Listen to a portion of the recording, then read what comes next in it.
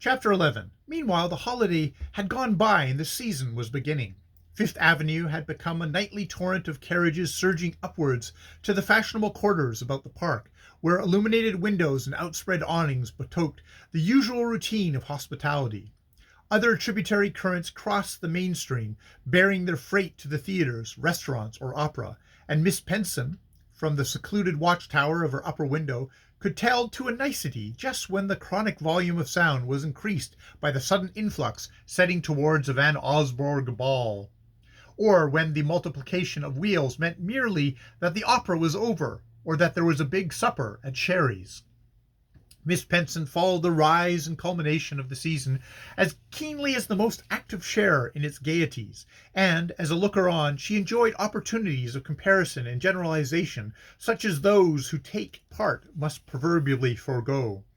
No one could have kept a more accurate record of social fluctuations, or have put a more unerring finger on the distinguishing features of each season: its dullness, its extravagance, its lack of balls, or excess of divorces. She had a special memory for the vicissitudes of the new people who rose to the surface with each recurring tide, and were either submerged beneath its rush or landed triumphantly beyond the reach of envious breakers, and she was apt to display a remarkable retrospective insight into their ultimate fate, so that, when they had fulfilled their destiny, she was almost always able to say to Grace Stepney, the recipient of her prophecies, that she had known exactly what would have happened.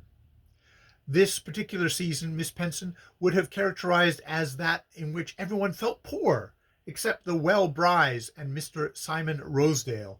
It had been a bad autumn in Wall Street, where prices fell in accordance with that peculiar law which proves railway stocks and bales of cotton to be more sensitive to the allotments of executive power than many estimable citizens trained to all advantages of self-government. Even fortunes supposed to be independent of market either betrayed a secret dependence on it or suffered from a sympathetic affection. Fashion sulked in its country houses, or came to towns incognito. General entertainments were discontinued, and informality and short dinners became the fashion. But society, amused for a while at playing Cinderella, soon wearied of the heart-side role, and welcomed the fairy godmother in the shape of any magician powerful enough to turn the shrunken pumpkin back again into the golden coach.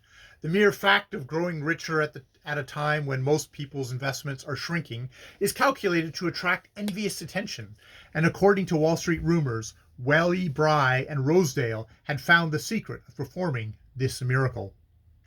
Rosedale in particular was said to have doubled his fortune, and there was talk of his buying the newly finished house of one of the victims of the crash, who, in the space of 12 short months, had made the same number of millions, built a house in Fifth Avenue, filled a picture gallery with old masters, entertained all New York in it, and been smuggled out of the country between a trained nurse and a doctor, while his creditors mounted guard over the old masters, and his guests explained to each other that they had dined with him only because they wanted to see the pictures. Mr. Rosedale meant to have a less meteoric career. He knew he should have to go slowly, and the instincts of his race fitted him to suffer rebuffs and put up with the delays. But he was prompt to perceive that the general dullness of the season afforded him an unusual opportunity to shine, and he set about with patient industry to form a background for his growing glory. Mrs. Fisher was of immense service to him at this period. She had set off so many newcomers on the social stage that she was like one of those pieces of stock scenery which tell the experienced spectator exactly what is going to take place. But Mr. Rosedale wanted, in the long run, a more individual environment. He was sensitive to shades of difference which Miss Bart could never have credited him with perceiving, because he had no corresponding variation of manner, and it was becoming more and more clear to him that Miss Bart herself possessed precisely the complementary qualities needed to round off his social personality. Such details did not fall within the range of Miss Penson's vision. Like many minds of panoramic sweep, hers was apt to overlook the minutiae of the foreground, and she was much more likely to know where Carrie Fisher had found the Welly-Bryes chief chef for them than what was happening to her own niece. She was not, however, without purveyors of information ready to supplement her deficiencies. Grace Stephanie's mind was like that of a moral flypaper to which the buzzing items of gossip were drawn by fatal attraction, and where they hung fast in the toils of an inexorable memory. Lily would have been surprised to know how many trivial facts concerning herself were lodged in Miss Stepney's head. She was quite aware that she was of interest to dingy people, but she assumed that there is only one form of dinginess, and that the admiration for brilliancy is the natural expression of its inferior state.